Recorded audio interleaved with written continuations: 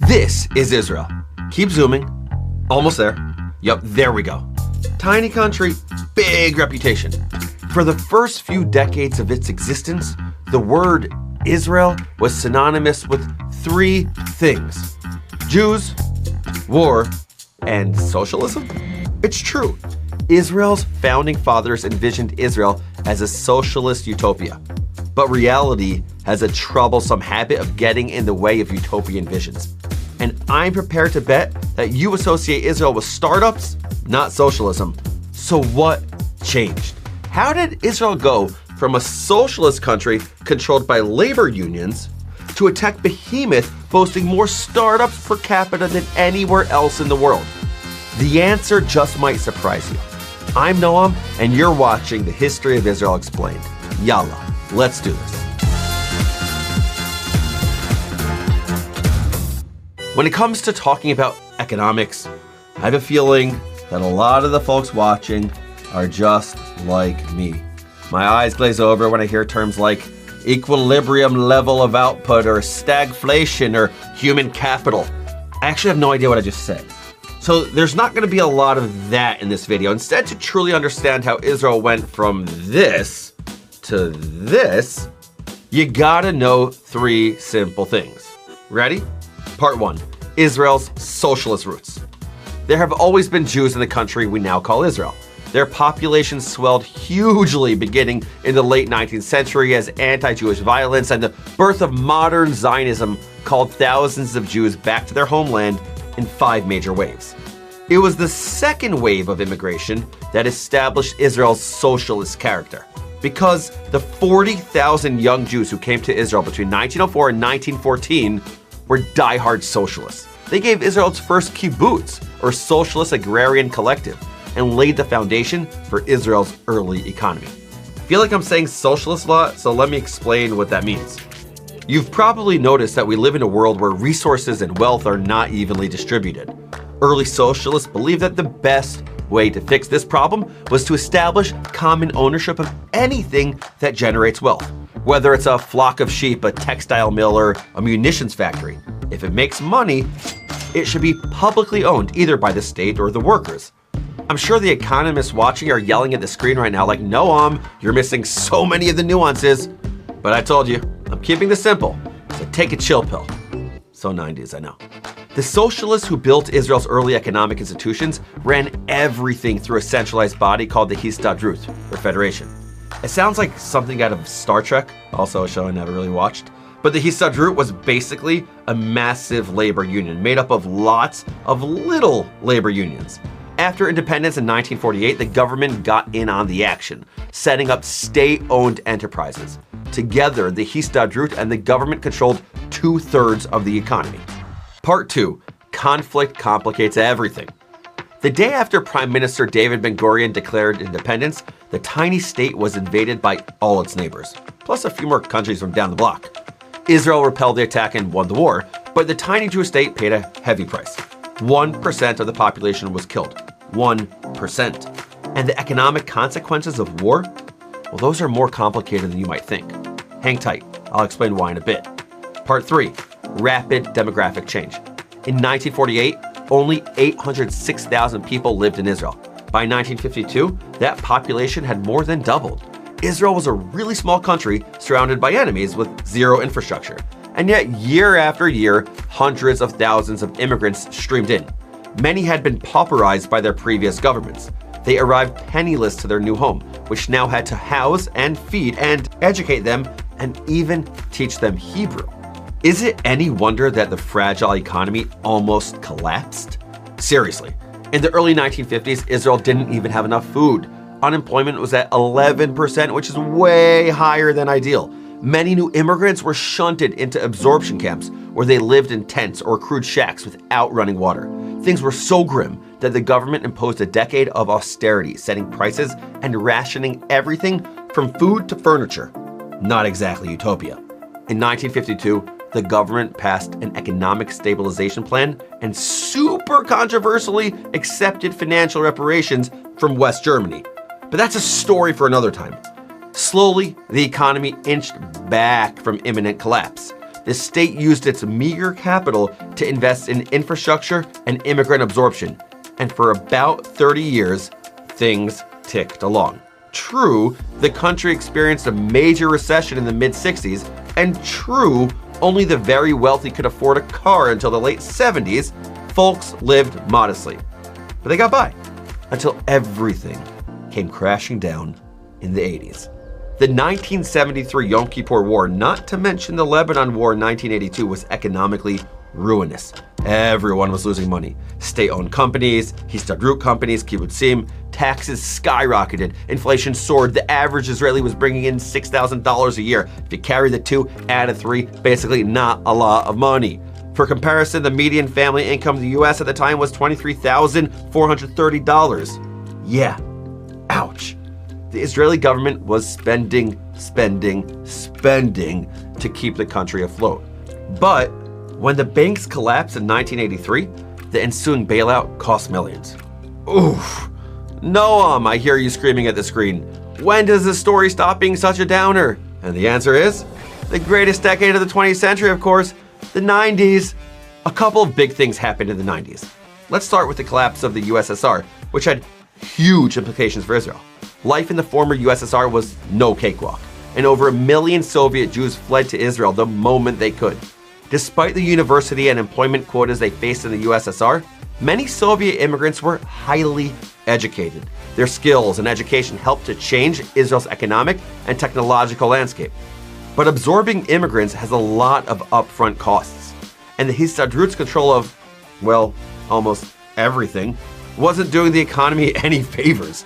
Seriously, you wanted a job? You had to be a Histadrut member. Health insurance? Histadrut. Pension? Histadrut. The Federation of Labor Unions had a stranglehold on almost every aspect of Israeli life. So the government did something that sounds boring, but had big consequences. It nationalized its health insurance. See, to get health insurance, you had to be a Histadrut member. Most people wanted health insurance, obviously, so the Histadrut was incredibly powerful. When the government nationalized health insurance, Histadrut membership plummeted. Seemingly overnight, this huge and economically inefficient Federation of Labor Unions lost most of its power and started selling off its companies to private owners. By the turn of the century, Israel officially had a market economy. Noam, what's a market economy? Viewer, I have no idea. Okay, fine, here's what it is.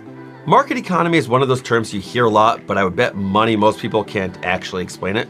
But I got someone smart to explain it to me, so watch out, Paul Krugman, because I'm coming for you. In a market economy, economic decisions like what gets produced and how much things cost are governed by private businesses that compete with each other. As Israel's economy transitioned, Prime Minister Bibi Netanyahu slashed taxes, changed labor laws, privatized industries, and simplified the government's bureaucracy. So that's how Israel shucked off its socialist roots and became capitalist. But that's only part of the story. I promise to tell you how Israel became a tech powerhouse with like 1 million millionaires. Okay, technically 131,000 millionaires and 71 billionaires, still a lot. So I'm gonna do it in my favorite way, with a dad joke. You ready? Here it is. World leaders get the memo that a big disaster is coming. Soon the whole world is going to be underwater. The Americans, the Russians, and Chinese start thinking about how to set up life on the moon. The Canadians are running around apologizing to everyone. Everyone in Vatican City is praying. Meanwhile, the Israelis look at each other and shrug. I guess we'll have to find a way to live underwater. Dumb joke, real sentiment. For most of its existence, Israel faced a stark choice, win or die. Israelis learned to live cheek by jowl with neighbors who called for their destruction because they had no other choice. True, war costs a lot of money, but when you'll do anything to survive, you come up with some pretty innovative solutions. Got an enemy next door whose ranks you can't infiltrate with ordinary spies? Develop a drone that can eavesdrop. Got a couple of terrorist organizations bombarding you with missiles and rockets? Create an all-weather air defense system to neutralize the threat. Thanks, Iron Dome. Got a country hell-bent on nuking you? Invest in cyber warfare so you can take down its uranium enrichment plants from afar. These technological advances spill out to every sphere of life. Drones or sophisticated radar or state-of-the-art cameras may have started in the IDF, but they have a wide range of applications, improving life both within and beyond Israel. In fact, Israel has the second largest number of VC-backed startups per capita in the world. That's a fancy way of saying that investors from both inside and outside the country have poured money into Israeli startups. So Israeli startups and the so-called Silicon Wadi are swimming in money. And Tel Aviv is at the center of it all. That's right, a city built by socialists is now home to more than 42,000 millionaires and 12 billionaires. That's insane. Let's put that another way. Nearly 1 in 10 Tel Avivians are millionaires. But that's just one side of the story. Because, as in so many wealthy nations, the bounty isn't distributed evenly.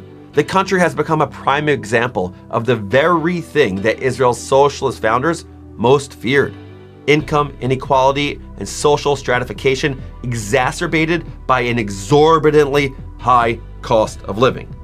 In July of 2011, ordinary Israelis decided they had had enough. As the Arab Spring protests ripped through the Middle East and North Africa, Israel convulsed with its own mini-revolution. It all started with cottage cheese. Yup, the most disgusting food in the world. Yeah, I said it, don't at me. It's gross. I'm not gonna eat this. For some reason, Israelis love the stuff. So much that it became a symbol for Israel's high cost of living and this squeezing of its middle class. It's a real term, by the way, middle class squeeze. And it's got horrible consequences. As of 2021, roughly a fifth of Israelis live under the poverty line. Back in 2011, 25-year-old Itzik Elrov wasn't necessarily thinking about ending poverty. He was more concerned about making ends meet. But it was growing increasingly hard to do so in a country where food prices were soaring. The price of cottage cheese, which is inexplicably considered a staple in the Israeli diet, had risen by 75% in a single year, according to some estimates. Let me put that another way. In 2011, 250 grams of cottage cheese was nearly as expensive as a liter of gasoline. Israel uses the metric system in case you couldn't tell. So when Itzik got home from the grocery store, he took to Facebook, urging consumers to boycott cottage cheese priced above 5 shekels. His plea went viral. 100,000 Israelis pledged to boycott cottage cheese and even other dairy products. The protests swelled to include other social ills: the high cost of living, the housing shortage, the growing poverty rates, and the ever-widening gap between different sectors of Israeli society. For a summer, Israelis camped out in public squares and city spaces, their own version of Occupy Wall Street. Remember that? The government responded with a wave of reforms. Cell phone rates plummeted, wages rose, unemployment rates fell. And all of that is progress, but it isn't enough. In fact, according to the Israel Democracy Institute, nearly half of Israelis decide who to vote for based on their economic platforms. A staggering 85% of Israelis believe that the cost of living in Israel is higher than in most Western countries. And the top offender in a long list of overpriced goods and services? That would be food. Yup, many ordinary Israeli folks are struggling to put food on the table. None of that is good news. And it would make Israel's socialist forefathers roll over in their graves. Still, if there's anything we can learn from Israel's economic past, it's this: Israel is equally good at finding creative answers to difficult questions. So there's a solution to income inequality and the high cost of living. I'm no economist, but I know this: if there is one country or one people to figure it out, my money is on the Israelis. Enjoy, subscribe, keep on learning.